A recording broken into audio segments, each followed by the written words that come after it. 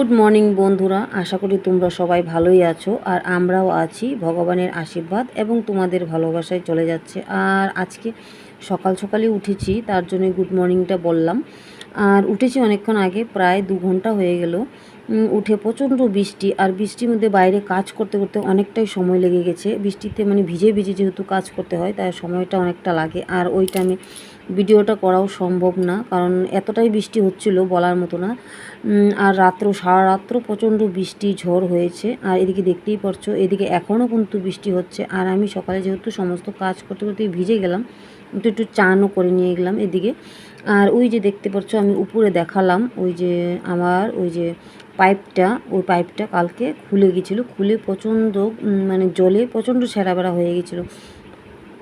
আর এটা সামলানোর জন্য পট করে মানে আমিও পারবো না উপরে উঠতে, আমার বড় পারবে না, তার জন্য আমার দেওর তাড়াতাড়ি করে এটা প্লাস্টিক দিয়ে বেঁধে দিল। আর এদিকে দেখো, এখন কিন্তু 8:30 বাজে। আর এই যে আমগুলো দেখাচ্ছি, এটা কিন্তু ষষ্ঠীর দিনে আনা হয়েছিল, কিন্তু আমগুলো কাঁচা ছিল, পাকেনি, তাই এটা এভাবে রেখে দিয়েছি। হ্যাঁ, এখন পেকে গিয়েছে। আর ষষ্ঠীর দিনের কথা বলবো কি, ষষ্ঠীর দিনে আমি কোনো ভিডিও করিনি, কারণ বলো তো প্রচণ্ড কাজে বিজি ছিলাম। আর এতটা মন মানসিকতাও আমার ঠিক ছিল না, তাই আমার আর ভিডিওগুলো করা হয়নি, তার জন্য আমি করিনি। হ্যাঁ, হালকা হালকা ভিডিও কিছু দিয়েছি রান্না বাড়ার, হয়তো শর্ট ভিডিও কিছু হয়েছে, কিন্তু আমি ব্লগ করতে পারিনি, কারণ এতটাই ব্যস্ত ছিলাম কাজে যে ব্লগ করা আমার ধারাতে সম্ভব ছিল না, তাই আর করতেও পারলাম না। আর ওই দিনকেও প্রচণ্ড বৃষ্টি হয়েছিল এদিকে।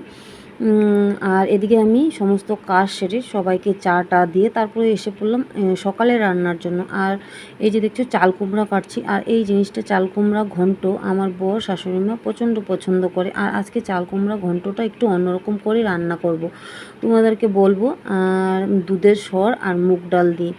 আর এই চাল কুমড়াটা না আমি সেই সুন্দর করে কাটতে পারি না, মেন কথা কি, একদম চিকন করে পলতে পারি না। ওইটা আমার শাশুড়িমাই পলে দেয় বেশিরভাগ, কিন্তু আজকে আমি নিজে পললাম কেন, উনি ঠাকুর ঘরে যেহেতু এখন ঢুকছে, তাই ওনার অনেকটা সময় লাগে, তাই আর চাল কুমড়োটা ওনাকে বললাম না, উনি আস্তে আস্তে, আমি এটা কেটে ফেললাম, কেটে রান্নাও বসিয়ে দিলাম। এই দেখো, আমি কিন্তু কালো জিরা সম্বার দিয়ে মুগ ডালটা দিয়ে দিয়েছি, কেন মুগ ডালটা একটু লাল লাল করে ভেজে নিতে হবে।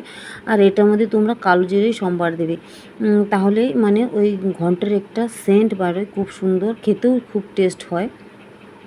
আর এদিকে কাঁচা লঙ্কা ফেলে দিয়েছি, কোনো বাটা মশলা দিব না আমি, মানে ওই হালকা মশলা দিয়েই রান্না করব।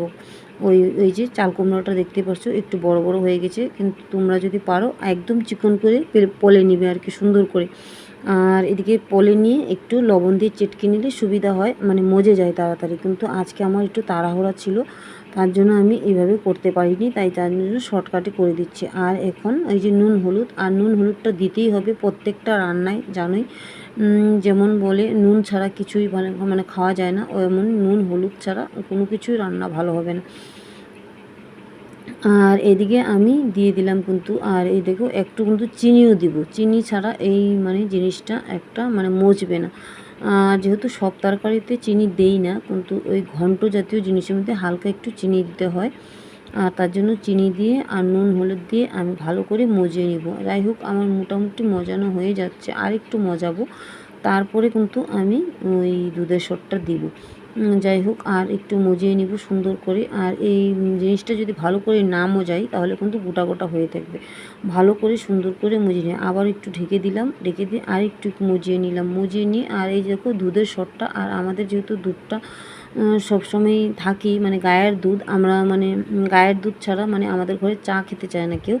ওই গায়ের দুধের মানে ওই সরটা, বড় সরটা আমি উঠিয়ে নিয়েছি আগেই বাটিতে করে, দেখতেই পারছো। আর এই দেখো, সরটা কিন্তু এখন দিয়ে দিলাম, সম্পূর্ণ মজিয়ে নিয়ে সরটা দিয়ে দেবো। সরটা দিয়ে ভালো করে মেখে নেব, মেখে নিয়ে আর একটু ঢাকা দেবো, কারণ আর একটু ঢাকা দিলে মানে জলটা একটু মানে ওই সরটা ভিতরে ঢুকবে। ঢাকা দিয়ে তারপর আর একটু মজিয়ে নেব 5 মিনিটের মতন। মজিয়ে নিয়ে তারপরে কিন্তু আমি সুন্দর করে ভাজা ভাজা করব, করে নিয়ে তারপরে কিন্তু মানে ঘন্টটা ওই নামিয়ে নিব। আর এই দেখতে পাচ্ছ, কাঁচা লঙ্কাগুলো যেমন দিয়েছি সব মজে গেছে কিন্তু। আর এই দেখো, মানে হালকা তেলের মতন ছাড়বে, কেন বলো তো, ওই সরটা দিয়েছি না, ওই সরটার জন্য তেলটা ছাড়বে। আর খেতে এমন টেস্ট হয়, তোমরা রুটি দিয়েও খেতে পারো, আর ভাত দিয়েও খেতে পারো, গরম গরম ভাত দিয়ে। আর যেহেতু বাচ্চাদের স্কুল খুলে গেছে তার জন্য আমার রান্নাটা একটু তাড়াতাড়ি করে ঝটপট করে করতে হয়, কারণ ওদেরকে রেডির ব্যাপার আছে। আর এই দেখো ঘন্টটা কেমন হয়েছে দেখতে, আর খেতেও কিন্তু টেস্ট হয়েছিল। তোমরা এভাবে কিন্তু রান্না করতে পারো শর্টকাটে করে। আর যাই হোক, আর মোটামুটি আমার ঘন্টটা হয়েও গেছে, আর এখন একটু পরে নামিয়েও দিব ঘন্টটা হওয়ার পরে। আর যেহেতু আমি একটু বাইরে যাওয়ার কথা, আর বৃষ্টিটা একটু পর পর আসছে আবার কমছে, আর বৃষ্টিতে ভিজে ভিজে বাইরে কাজ করাও অসম্ভব হয়ে যায়। আর এদিকে কিন্তু আমার ঘন্টটাও হয়ে গেছে। এই যে মুগ ডাল দিলেই কেউ মাসকলাইয়ের ডাল দিয়েও খায়, কেউ মুগ ডাল, কিন্তু মুগ ডাল দিলেই চাল কুমড়া ঘন্টটা কিন্তু টেস্ট হয়, আর একটা সুন্দর সেন্ট বের হয়। আর যাই হোক, ইসে করে ঘন্টটা নামিয়ে আমি আবার তাড়াতাড়ি করে ভাতটা মেখে দিচ্ছি ছেলেকে, যেহেতু গরম গরম আর স্কুল যেহেতু যাবে তার জন্য মানে আমার ওই তাড়াহুড়ো করে ভাতটা মেখে দিচ্ছি গরম। আর যেহেতু ও ভাতটা সহজে মেখে খেতে পারে না, আর নিজে যদি মেখে খায় তাহলে ভালো করে খেতে পারে না, তাই আর ও অবশ্য ঘন্ট জাতীয় জিনিস পছন্দ করে না, তবুও দিলাম জোর করে। আর তারপরে কিন্তু আমি মোটামুটি অর্ধেকটা কাজ সেরে আমি এখন রেডি হয়ে যাচ্ছি, কারণ আমার একটু বাইরে যেতেই হবে, এতটাই ইমার্জেন্সি কি বলবো। আর এই ঝড় বৃষ্টি মাথায় নিয়ে যাওয়াটাই প্রচণ্ড অসুবিধা হয়ে যায়, কিন্তু কিছু করার নেই, তবুও যে মানে যেতে হবে। আর কিছুটা মানে রান্না অর্ধেকটা করেছি, আবার অর্ধেকটা এসে আবার করব। আর বৃষ্টির জন্য মানে যখন গরম, এত গরম পড়ে, গরম কিছুতেই থাকা যায় না।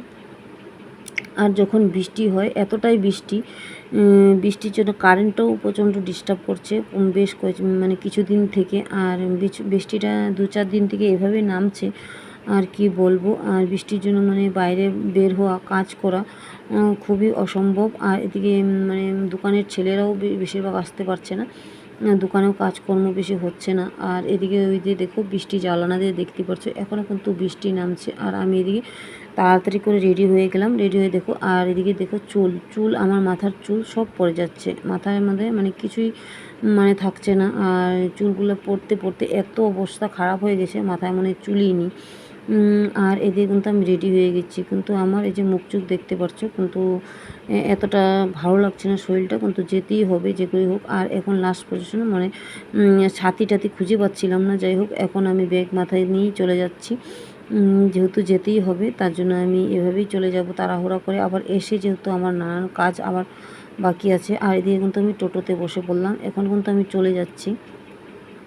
আর যত তাড়াতাড়ি কাজটা হবে আমার তত তাড়াতাড়ি সুবিধা। আর এমন সময় মাঝে মাঝে হয়ে যায় মানে বাড়িতে বাইরে দুটাই মানে একসাথে কাজ পড়ে যায়, তার জন্য একটু খুবই অসুবিধা হয়, কিন্তু উপায়ও নেই, যেতেও হবে। আর এখন কিন্তু আমি কাজটা সারলাম, আর কাজ সারতে প্রায় আমার 1 ঘন্টা খানিক সময় লেগে গেছে। 1 ঘন্টা পরে আমি আবার চলে আসলাম, এসে আর এদের কাপড় টাপড় ছেড়ে, আর তারপরে মেয়েকে বলে গেছিলাম এই কিছু ডাটা এনে রাখতে। আর যাই হোক, ও এনে রেখেছে ডাল ডাটা, আর এগুলো সব আমি রান্না করব এখন তাড়াতাড়ি করে। আর এদিকে ফ্রিজে দেখো, ফ্রিজের অবস্থা একদম খারাপ, কিন্তু কিছু করার নেই, এভাবেই চলাতে হবে। আর এদিকে ডিমগুলো ভেঙে রেখেছিলাম, আগেই ভেঙে রেখে আমি আবার চলে গেছিলাম ডিম মামলেট করে তরকারি করব। আর তারপরে আমি এসে পড়লাম সব রান্না বাড়া সমস্ত কাজ সেরে। আর এখনও দেখো আকাশে প্রচণ্ড মেঘ করছে, আর এদিকে আমার ওগুলো ঢুকছেই না, কিছুতেই ঢুকছে না। এখন সন্ধ্যা প্রায় হয়ে গেছে, সন্ধ্যা ভাব, আর এখানে ওরা দাঁড়িয়ে আছে। আর এদিকে মোটরটা ভরে নিচ্ছি, কারণ কারেন্টটা আবার চলে যাবে, তার জন্য আবার জল থাকবে না, আর জল না থাকলে খুবই অসুবিধা হয়ে যায়। আর যেহেতু বাড়িতে বয়স্ক লোকেরা আছে, তার জন্য মানে জলটা আমার একটু ভরে রাখতে হয়। আর এদিকে আমি কিন্তু আবারও চান করে নিয়েছি, কারণ সকাল সকাল যেহেতু চান করি, বিকালে চান না করলে শরীরটা খুবই অস্বস্তি লাগে। আর এদিকে বর ঘুমিয়ে আছে, আর যেহেতু আজকে দোকানে একটা ছেলেও আসতে পারেনি, কারণ এতটাই বৃষ্টি ছিল, দোকানে কোনো কাজই করতে পারিনি, তাই দোকানটা বন্ধই ছিল। আর তারপরে এই দেখো ওই দিকটাও দেখতে পারলে, আর এদিকেও দেখো একদম আকাশটা আবার কিন্তু মেঘ জমছে, আর এদিকে কিন্তু আবার সেই বৃষ্টি। আর এই যে দেখো পুদিনা পাতা, আবার সেই পুদিনা পাতা, আর পুদিনা পাতা আবারও নিয়ে আসছে আজকেও, আবার কিছু সবজিও নিয়ে আসছে, সবজি ছিল না। আর এদিকে এই যে দুধটা বসিয়েছিলাম, মানে গরম করতে বসিয়েছিলাম, কারণ সকালে দুধটা এনেছিল যেহেতু, তার জন্য আবারও জাল করে রাখলাম, নাহলে মানে বৃষ্টি যতই হোক কিন্তু গরমটা ঠিকই আছে। সেই বৃষ্টি এই সকাল সারাদিন করে এইভাবে দৌড়াদৌড়ি করে কাজ করলাম ঘরে বাইরে, আর এখনও দেখো বৃষ্টি কমছে না, এখন বাজে 9টা, আর বৃষ্টি আর কমে না। আর ভিজে কাজ করতে হয় আমাদের বেশিরভাগই, কেন বলতো আমাদের ঘরে কিন্তু এমন ব্যবস্থা নেই, আর সারাদিন তো দেখি যাওয়া আসা, বাইরে যাওয়া, আর সকালে একবার বেরিয়ে সমস্ত কাজ করলাম, করে চান টান করে নিলাম, আবার এসে আবার সমস্ত কাজ করে চান টান করে নিলাম। এইভাবেই ছোটাছুটি হচ্ছে। আর চাটাও খাওয়া হয়ে গেছে, চায়ের ক্যান সবার চা খেলো। আর এখানে বাজে প্রায় ওই 9টার মতো। দেখি আপনাদের খাওয়া দাওয়ার ব্যবস্থা করতে পারি। আর কটা বাজে দেখবি, ওইটা উল্টা দেখা যাচ্ছে, 10 মিনিট কম আছে, 9টা বাজছে। আর বৃষ্টিতে না একদম বাড়ি ঘরটাকে একদম প্রচণ্ড নোংরা হয়ে যায়। আর সারাদিন একটু পর পর ঘর মুছতে হয়, কেন বলতে জল পড়লে না পরে যেন দিচ্ছে দিচ্ছে। আর যেহেতু শিখলাম এগুলো একটু ভয় লাগে, কারণ বড় যেহেতু হাসপাতালে অসুবিধা লাগে, বাচ্চারা প্রচণ্ড অত্যাচার করে। আর বৃষ্টির দিনে বাচ্চারা বাইরে বেরোতেও পারে না, কিছু করে, এর জন্য প্রচণ্ড অসুবিধা হয়ে যায়। আর এখন যদি খাওয়া দাওয়াটা দিই, আর এখন এখানে রাখবো। আমাদের যদি পছন্দ হয় লাইক করুন, শেয়ার করে আর সাবস্ক্রাইব করে দিই, ঠিক আছে।